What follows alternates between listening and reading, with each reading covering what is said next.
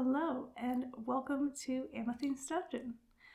So this is a long, chatty point of view video helping you make your first D&D character. But if you would like a more straightforward and to the point version, I will have that up next week, and I'll put a link in the description and in the cards.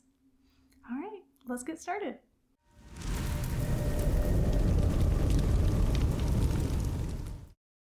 Hey, you made it. Yeah, did you have any trouble finding the place? Oh, good. I'm glad. That's awesome. Yeah. Are you excited to make your first D&D character? Yeah, it's my favorite game, so I think that you'll like it a lot too. Yeah. Awesome. Well, did you have a chance to look through the player handbook? Check out the races, classes, backgrounds, anything like that? Yeah, it's not a big deal. No, I just think it's helpful to have an idea of the type of person you want to play before you start filling out your sheet, but it's not a big deal, and I can walk you through the whole process. Yeah. You don't. No. You don't need to read the player handbook cover to cover. It's totally fine. Yeah, well, I'll just explain things as we go through it. Not a big deal. Okay. So, do you want to drink or anything before we get started? Yeah, I've been enjoying seltzers a lot, so I've been having some of these. Would you like one while we fill out your sheet? Cool. Okay. I haven't opened this one yet, so it's for you. Yeah. Okay. So for tonight, we need a few things that I grabbed for us to fill out your character sheet. So first and foremost is we need a pencil. So I know it's a little silly, but you are always changing things on your character sheet as you level up, gain new items, things like that. So I always like to write in pencil so that it's easy to erase and keep going. So some people laminate their character sheets, but I don't do that, so I just like to use the pencil, but you could definitely do that in the future if you wanted to. Yeah. And then, of course, we need the character sheets. So this is what they look like, and there's 3 pages. So here's the first one, and then the second one looks like this. And then the third one you use for spellcasting. So if you decide to play a character that casts spells, then you'll use that third sheet. You'll use that third sheet as well. Otherwise, you just use the first 2. So those are the character sheets. Of course, we need the player's handbook, and this handbook is the 5e handbook. Right now it's the most popular version of Dungeons and Dragons that people play. So I prefer this version.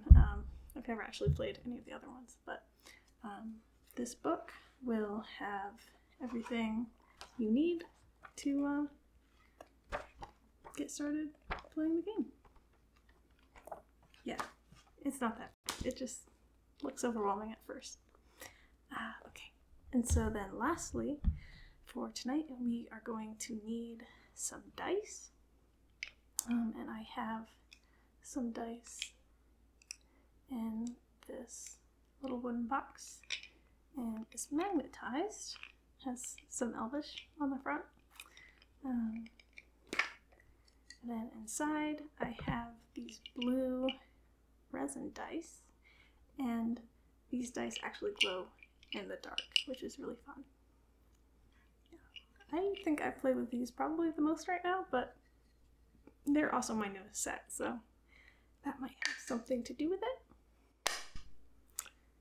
And then my second set of dice is in this wormwood box, and it has their logo on the cover.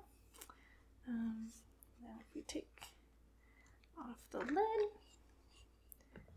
these are pink quartz gemstone dice. And these are a little bit more fragile than the resin dice, so I definitely chipped the corners a little bit. But I try to roll these like on top of a book or something, so I can try to keep them nice. They're definitely super pretty.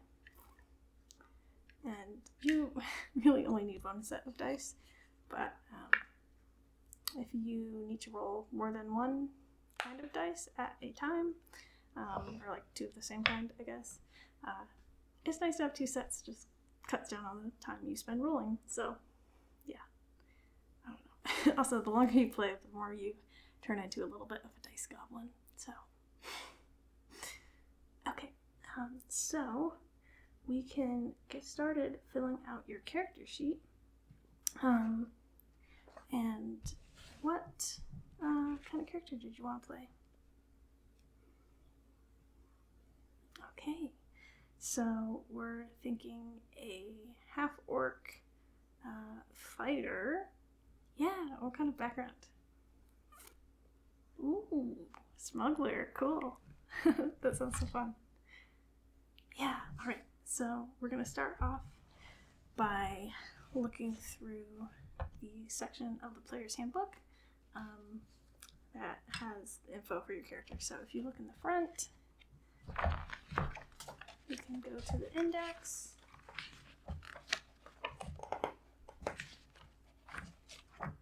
and it will tell you what page you need to go to.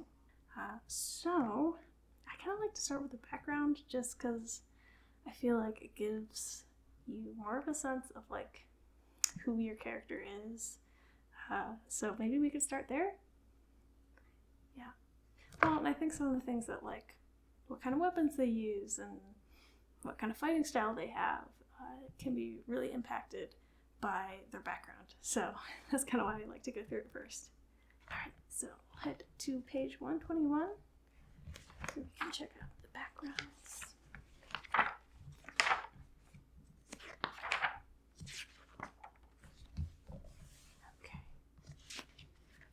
So right on page 121, it talks about physical characteristics. And on your character sheet, we can fill in a few things real quick.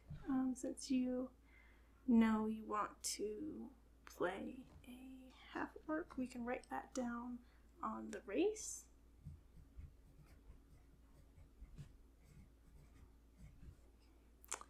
And then you look on the second page of your character sheet. It has a little bit of information about them right here. So we can put their age, height, weight, eyes, skin, hair color. So those are just things you might want to think about. And then if you're feeling a little bit lost, you could look at page 121. It talks about like height, weight a little bit. But I don't know, I think you can kind of just figure it out for yourself. And then the section also talks a little bit about alignment.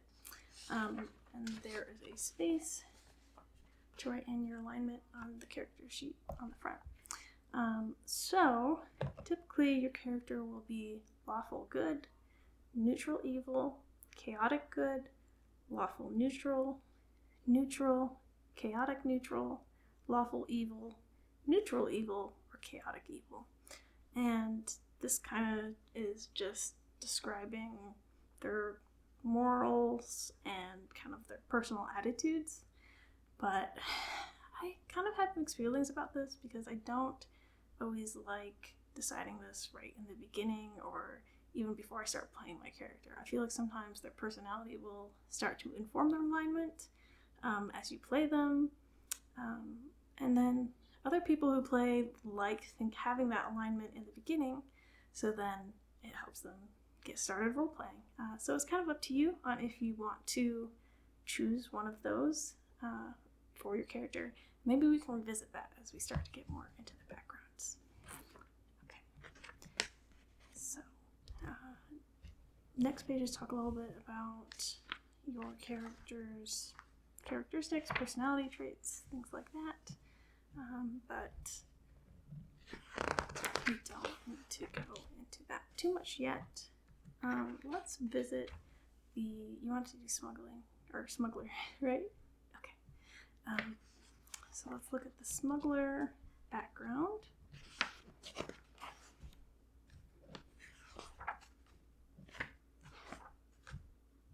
Okay. So for the smuggler, it's actually underneath the criminal background.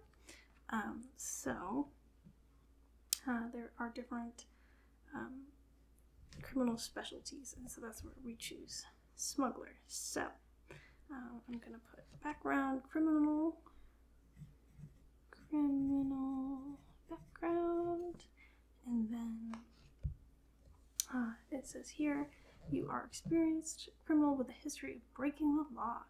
You have spent a lot of time among other criminals and still have contacts within the criminal underworld. You're far closer than most people to the world of murder, theft, and violence that pervades the underbelly of civilization. And you have survived up to this point by flouting the rules and regulations of society. Yeah. So here it gives you a few skill proficiencies, tool proficiencies, and equipment just for having the criminal background. So we're going to fill those in on the character sheet while we have it here. Try to avoid flipping around in the book too much. So for your skill proficiencies, you get deception and stealth. So I will just fill in the little bubbles right here in the skills block on your character sheet. So we're going to fill in the little bubbles for deception and then for stealth. Okay. And then tool proficiencies, you get one type of gaming set and you get thieves tools. So I'm going to put those in the proficiencies box right here, gaming set, thieves tools. Okay, so then you choose your specialty and you said you wanted to be a smuggler. Okay, so as a feature, you get a criminal contact. So you have a reliable and trustworthy contact who acts as your liaison to a network of other criminals. You know how to get messages to and from your contact, even over great distances. And specifically, you know the local messengers, corrupt caravan masters, and seedy sailors who can deliver messages for you. Yeah, okay. So I think we should just write criminal contact under features and traits so that you remember that you have that.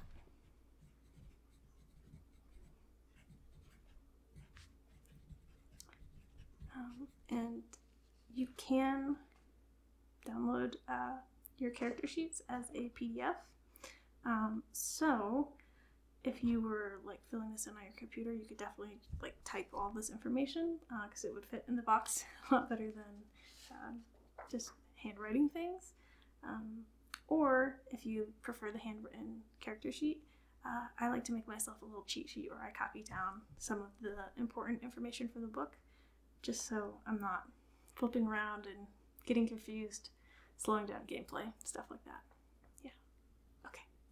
So next we are moving on to personality traits, ideals, bonds, and flaws. And there are little boxes right here on the character sheet. So this is where we want to think about your character's backstory a little bit. Or you can also roll from the tables here in the book. So if you can leave it up to chance, or you can just read through and see which ones you like. Okay, so you want to try rolling? Okay, yeah.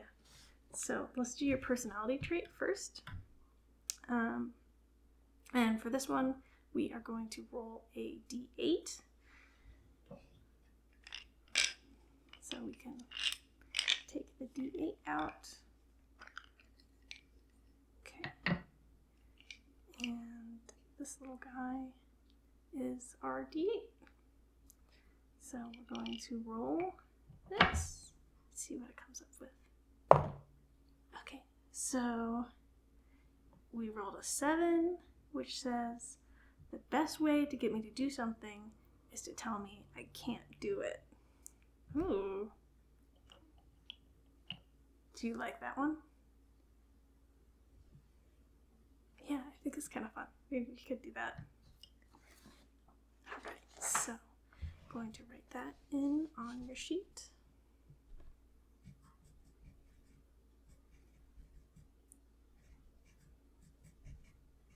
Okay. And so next we have your ideal. And so this one we can roll for a d6. So this one is the d6. And let's see what it comes up with. A 3. Charity. I steal from the wealthy so that I can help people in need. And that is a good alignment. So you're not really jiving with the good alignment then. Okay. Do you have like a alignment you feel might work? We have chaotic, lawful, good, evil, neutral, good. Any of those speak to you? Okay.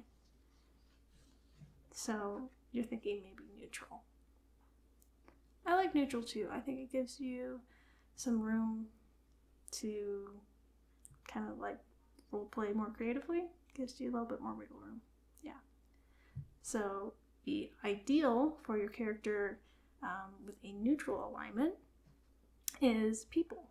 So it says, I'm loyal to my friends, not to any ideals, and everyone else can take a trip down the sticks for all I care. Yeah. Okay, I think that one fits better too. So let's mark that one down. Okay. So next we have bond. And this one we can also roll a d6. Yeah, I like rolling first just to see if like the one that chance gives me speaks to me or not.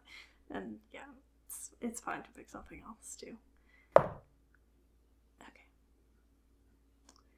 I will become the greatest thief that ever lived. That one could work.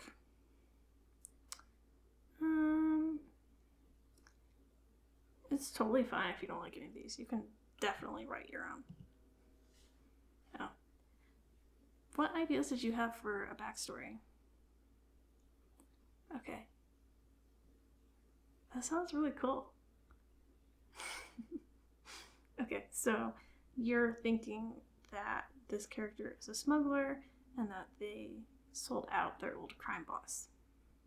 Okay, so maybe that could be the bond then, is the fact that they sold out their crime boss?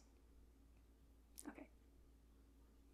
Okay, so maybe we could think about that a little bit more. How long have they been evading the crime boss? Like, did this just happen? Was it a long time ago? Are they still on the run? Or just like trying to lay low? Okay. So they sold out the crime boss 10 years ago. And then since then, they have tried to keep a low profile and not get caught. All right. I think that is a really good bond and honestly a little bit more fun than what's in the book. Okay.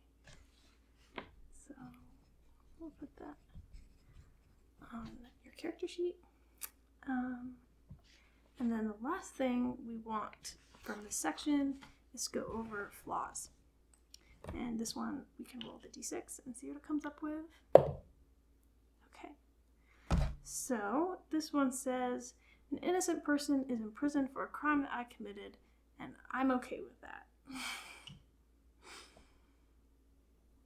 Yeah, I don't think that makes sense with the bond. If they're still looking for your character, then I don't think someone would be in prison for the crime. Okay. Although maybe like crime boss, but They were still behind it. Yeah, it doesn't make sense. Okay, let's see which one of these makes sense. Ooh, I think this makes sense for a smuggler. When faced with a choice between money and my friends, I usually choose the money. Yeah, it's literally perfect for your character. Because they literally chose money over their friends. Yeah. Okay, so we're going to do that one for the flaws. Okay. So that is kind of the basis of your background. Do we think maybe you have a little bit more of an idea for your alignment, since we talked about them being a smuggler, selling on the crime boss? Okay. Yeah, I think neutral evil definitely could fit. The book describes it as the alignment of those who do whatever they can get away with without compassion or qualms. Many drow, some cloud giants, and Yugolost are neutral evil. Yeah, I don't think that's just a suggestion. It's okay to have a half-orc who's neutral evil. Okay, so we're going to write that on alignment at the top of your character sheet. Okay, so next we are going to go look through the section about your half-orc race and see what we get from there. So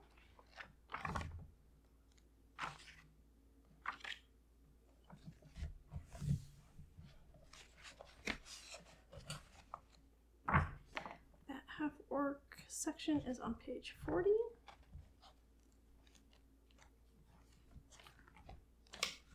Okay, half-orc. And there's some things in the front about this race. Did you get to read through that already, or did you want to read it together?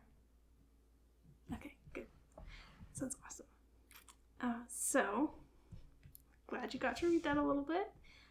So, first of all, have you thought about what you might want to name your character?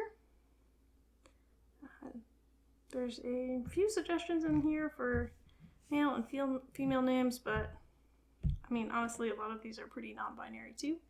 And I also like to use Fantasy Name Generator to find names. So it's nice to just like get a bunch of options.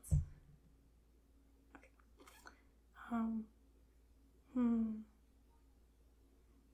Let me think. Ooh, I really like that idea. Yeah, it's perfect. Alright, so your character will be named Dex. Good job coming up with that so fast. Oh, you had already thought about it a little bit. Okay. Alright, so we can put that here where it says character name. And then let's look through some of your traits for your half-orc race.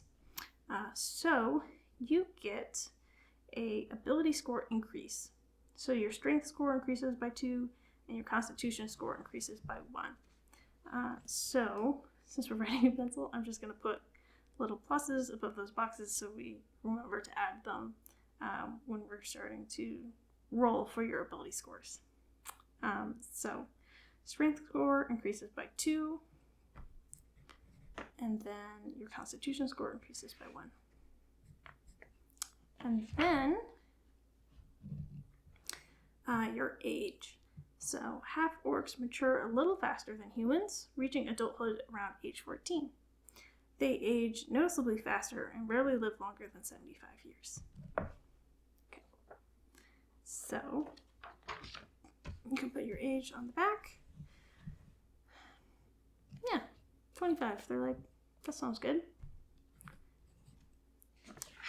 Alignment, we talked about that. Your size, half-orcs, are somewhat larger and bulkier than humans, and they range from 5 to well over 6 feet tall. Your size is medium. So you can put in your height if you want. Okay, 5 foot 8 inches. Your speed.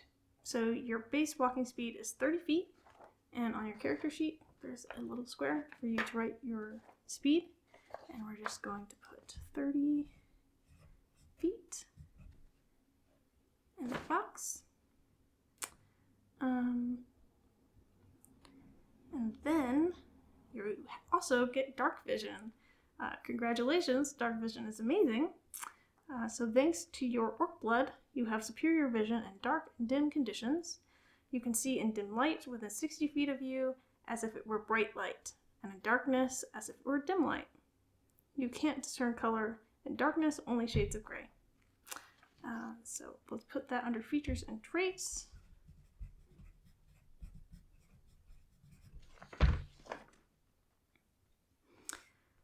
You also have menacing.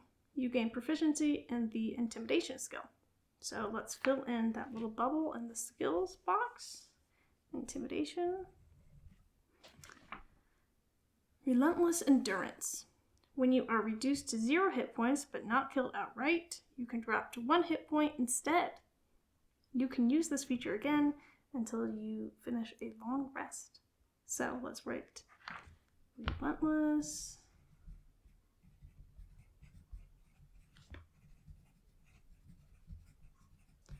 Relentless endurance on your traits.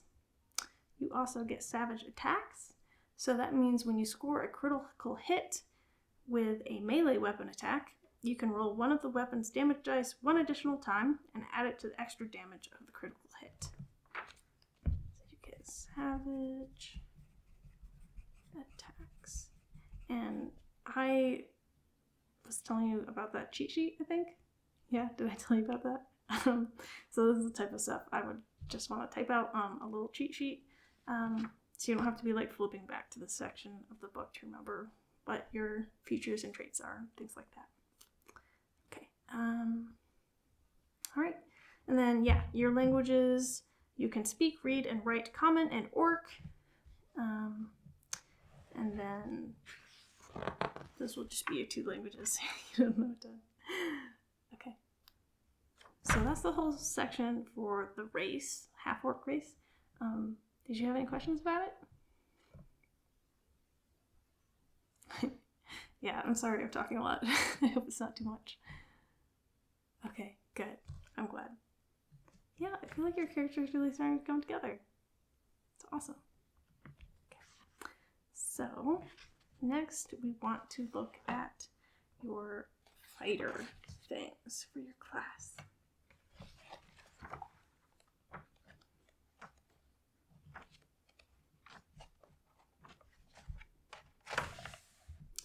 So the information for the fighter class is on page 70.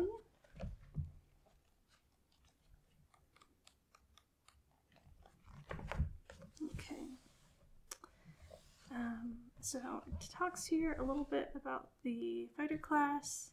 You can read through it sometime if you want.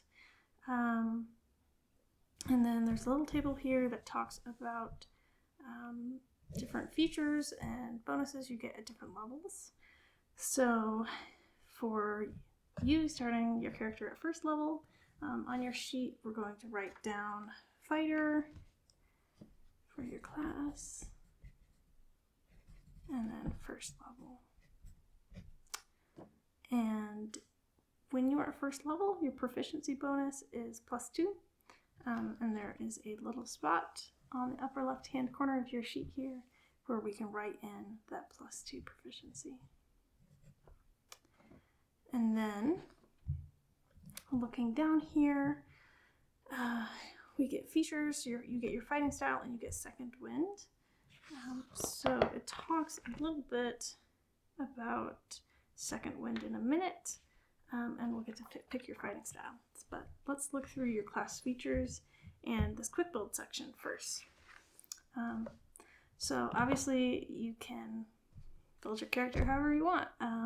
They can be good at what you want, they can be bad at what you want, but in order to make the most of your particular class, you want them to be good at some specific things.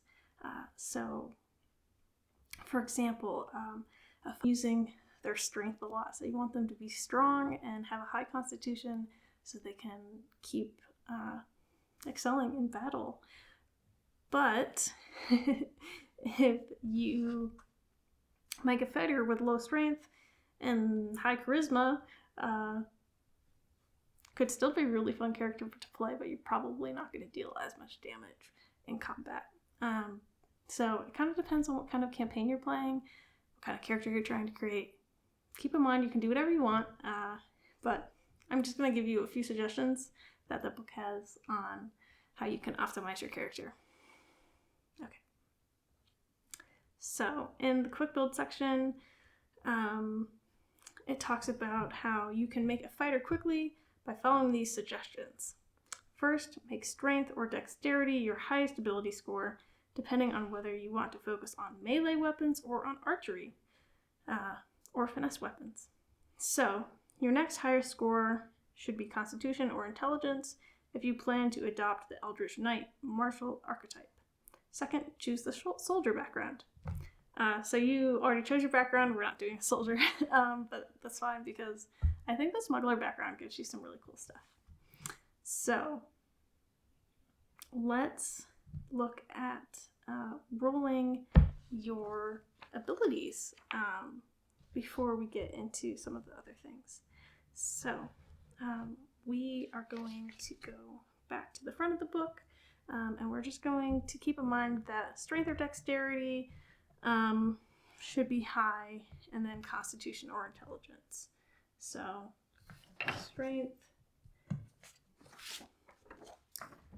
strength, dexterity, constitution, or intelligence. Just want to mark this down so you remember. And then we are going to go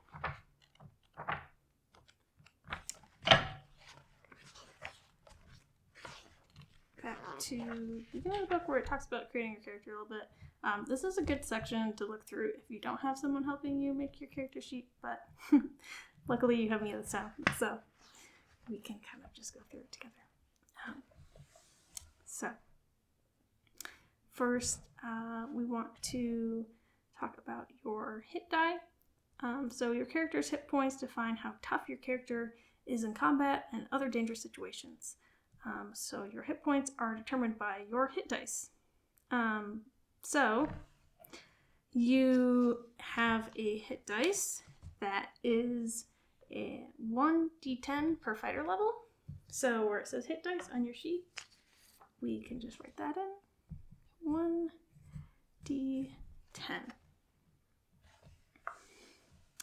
So for your ability score summary, you do get some buffs we talked about already because of your half-orc background, race.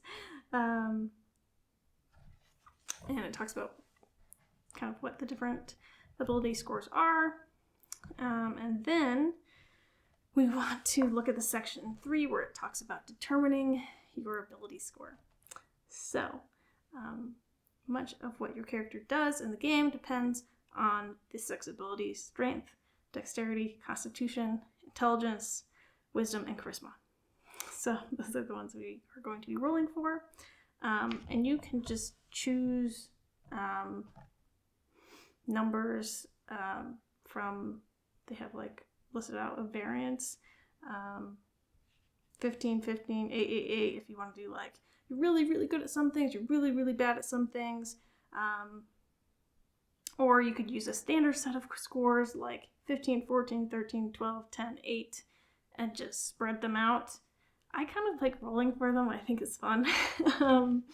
So we can go through that if you want to. So we are going to be looking at the section that says determine ability scores, and I like to generate them randomly. So we can roll 4 6-sided dice and record the total of the highest 3 dice on a piece of scratch paper. So then we want to do this repeatedly for each one. And if you want to save time or don't like the idea of randomly generating them, that's when you can use those other ones. But we use the D6, and I have 2, so we can just roll twice for each one.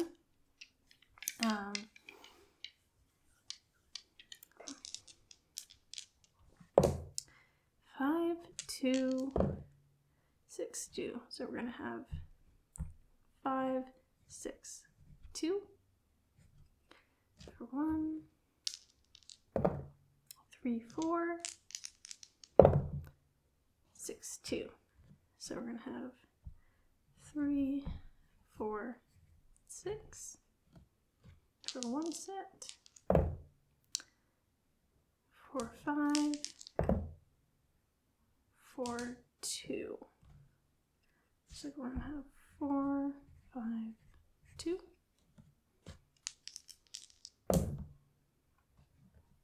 3, 2, 5, 6. So 3, 5, 6.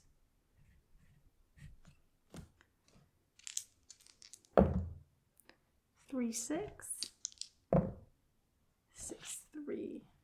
So we're going to have 6, 6, 3. And we just have one more. 3, 2.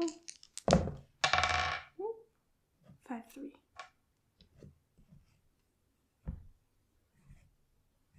3, 5, 3. Okay, so then each of these groups of 3 numbers, we want to add those 3 numbers up. And then those are the scores we have to choose from. So let's just do a little addition real quick. And don't worry, I can do it for you. I know, I hate math too. It's fine.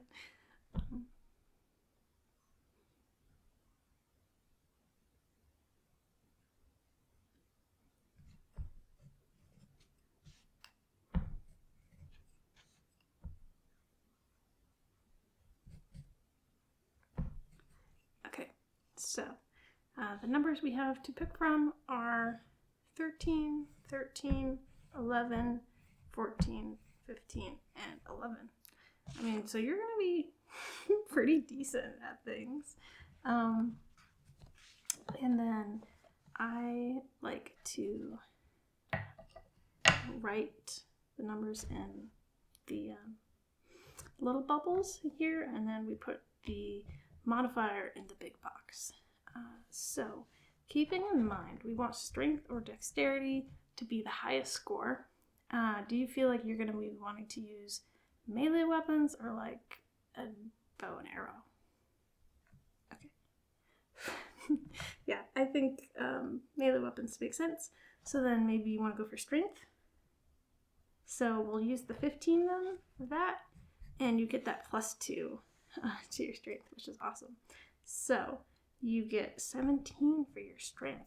You're so strong. All right, and then next we want our second highest to be Constitution or Intelligence. So do you want to be smart or do you want to be like all muscle? Okay, so we want to put 14, and you want to put that in the Constitution. Okay, and that gives a +1, so that bumps it up to 15. Yeah, awesome. Okay, so Intelligence, you want Intelligence to be the next one. So that one, we can use a 13 for Intelligence, and then we have 1 13 left and 2 11s. So Dexterity, we're giving a 13, and then you said 11 and 11 for Intelligence and Charisma. Okay. Or, sorry, Wisdom and Charisma, I got it mixed up. So, our ability score then creates a modifier. So if you look at this little table on page 13 in your handbook, it'll show you how to fill those in. So your strength is a 17 score, so that gives you a modifier of +3. Awesome, especially to start. And then your dexterity has a 13, so that gives you a modifier of +1. Constitution has a score of 15, gives you a modifier of +2. Intelligence has that modifier of 13. Yeah. So for 13, we get a +1. And then Wisdom and Charisma both have an ability score of 11. So that gives them +0. Yeah. Okay. So now we have all of your ability scores filled out. Congrats!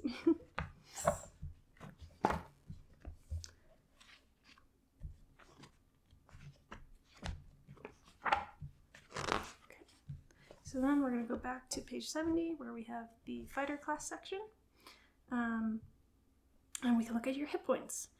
So your hit points for first level is 10 plus your Constitution modifier. So your Constitution modifier is +2. So your hit points will be 12 to start off. And I put that at hit point maximum in the current hit points box. And then we want to look at your proficiencies. So you are proficient in all armor and shields. Your weapons are simple weapons, martial weapons, no tools, and then you can put that in your other proficiencies and languages box. So let's put armor, all, weapons, simple, martial, and then tools none. So then we want to look at your saving throws. And there is a saving throws box. And you, as a fighter, have saving throws of strength and constitution. So we can fill in those little bubbles. And then add the modifiers for your strength and your constitution, plus your proficiency bonus. So for strength, that will be +5. And then for constitution, that will be +4. Perfect.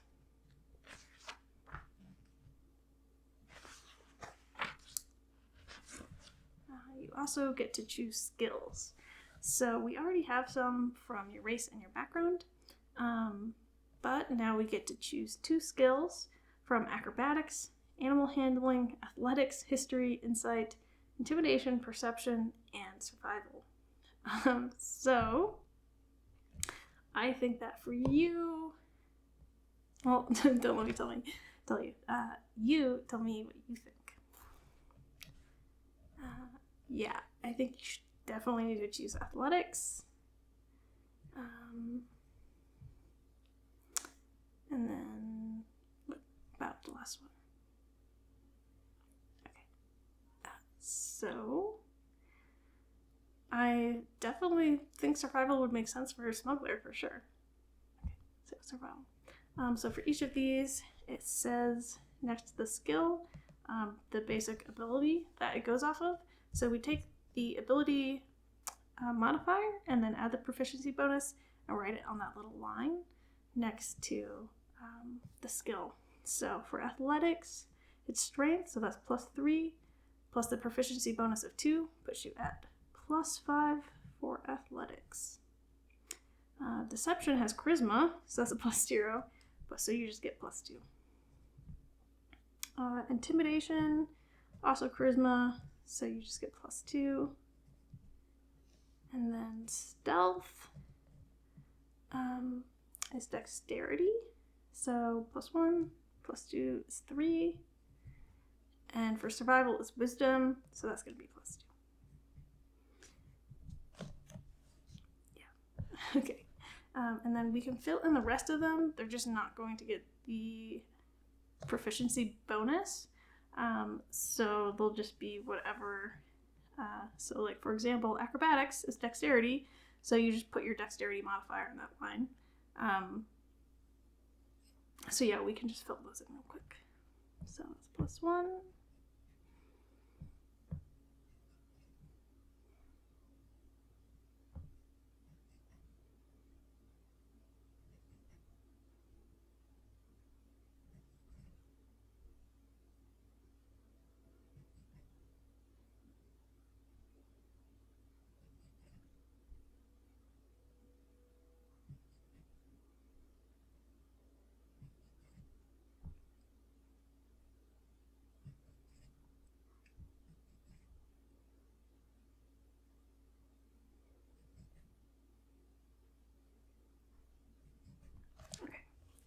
that's all your skills. Next, we get to look at your equipment. So you start with the following equipment in addition to the equipment granted by your background. So you can pick one of these 4 choices. Which do you think makes the most sense?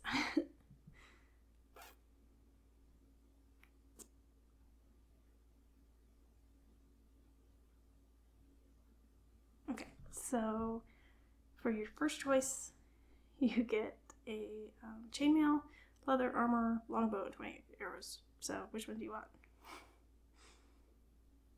Okay, yeah, we could do the chainmail.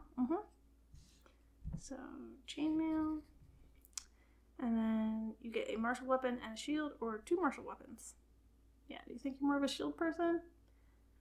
Okay, 2 weapons, and then a light crossbow and 20 bolts, or 2 hand axes. Okay. And then a dungeoneer pack or an explorer's pack. And those have different things in them. We can look that up if you want, or you can just pick one later. Okay, explorer's pack. Sure. Perfect.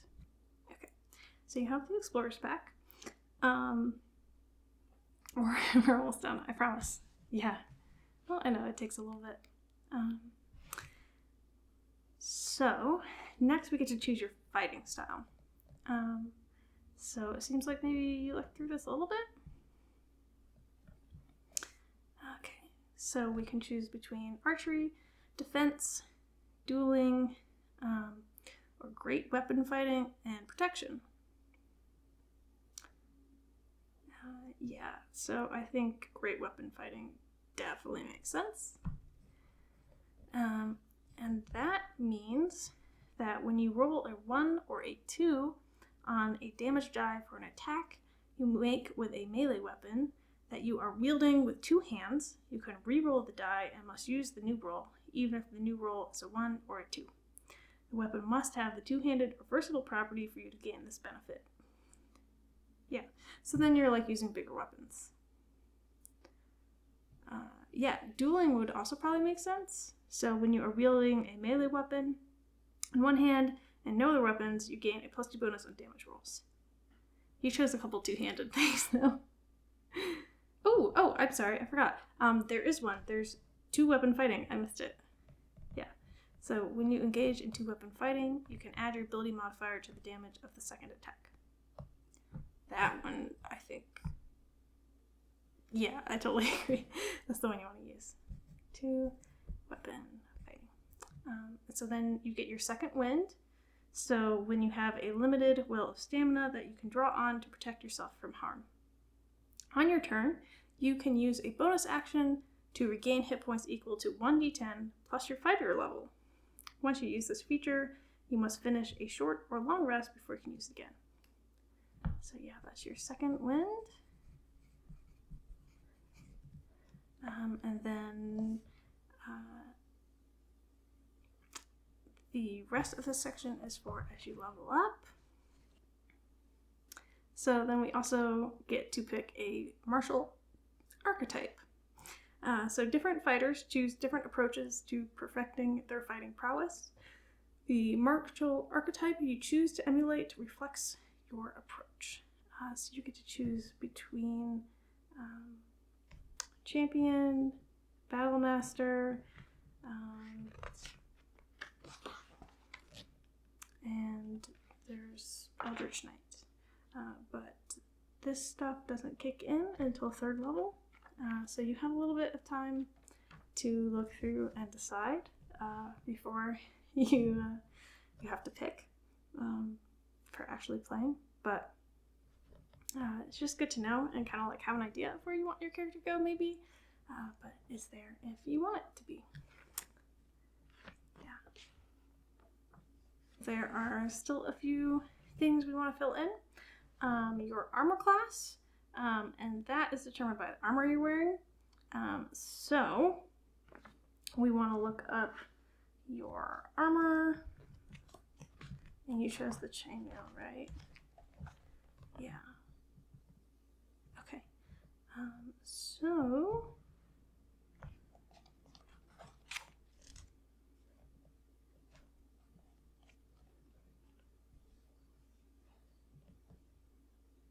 that is medium armor, so then you get your, oh, I'm sorry, chainmail is heavy armor. And so then your armor class is 16. Super impressive. Okay. And then right next to that is initiative. And so then when you're going into combat and you need to roll your initiative to see where you are in the order of who gets to go first in combat, that one you are going to just use your dexterity modifier. So that's a +1. So we just write +1 in that box.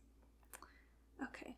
And then moving on, we also need to fill in your passive perception, or passive wisdom. It's this little box down here in the lower left.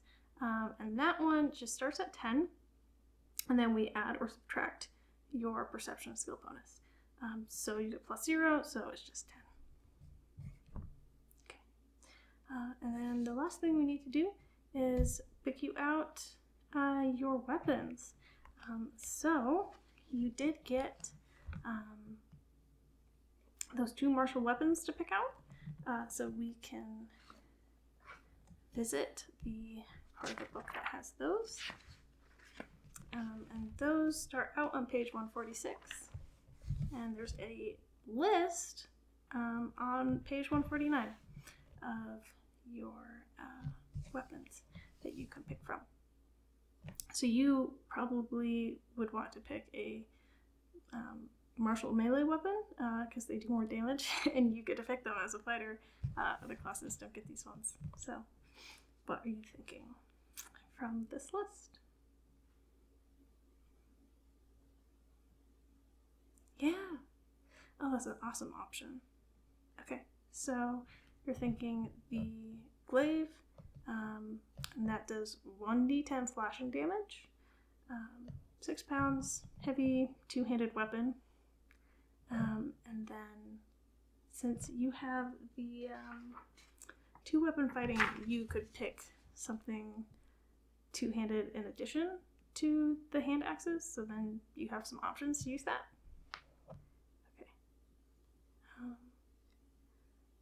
So, for 2-weapon fighting,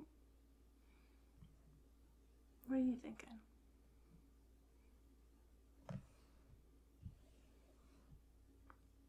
Yeah, daggers would be awesome. Okay, so then the daggers have 1d4 piercing, but you could kind of pick whatever you want from this list. As a fighter, you have a lot of options, so if you change your mind before you start playing, you can just switch it. Yeah. Oh, and I think I forgot to mention that I believe you start with some gold.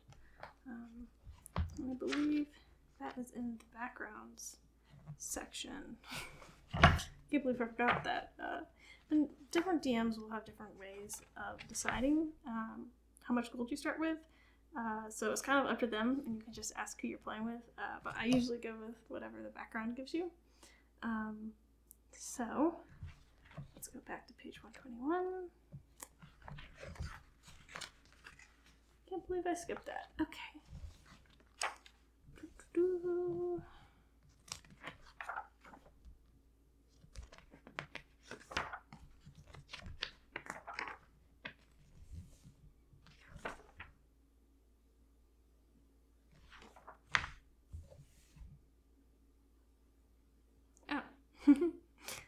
Yeah, so I forgot to mention your equipment that you get here. My bad.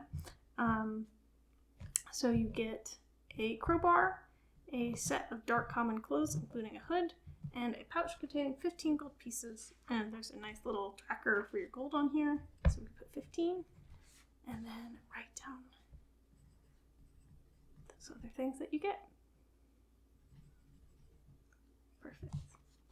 Yeah. Well, and you don't need that spellcasting sheet since you're playing a fighter. So it all fits right here on the 2 pages, which is awesome. Mm-hmm. I'm so excited to start playing with you. Yeah, and think more about who your character is. You can write a little bit more about their background if you want. Some of the things I like to think about are like, what kind of a situation did they grow up in? Do they have a family? Did their family die? Are they alive? What kind of relationship did they have with their family? And then also thinking like, what kind of formative experiences did they have when they were coming of age and growing up? And where have they lived? What kind of environments? Socially and from like a geography perspective. So there's lots of different things you can think about with the background. So I would really encourage you to just focus more on that, and I think the role playing will come easy. And combat is just a little bit of light math, rolling some dice. It's really fun. So yeah. All right. Well, thank you so much for coming over. Yeah. I'll see you at our next session. Bye.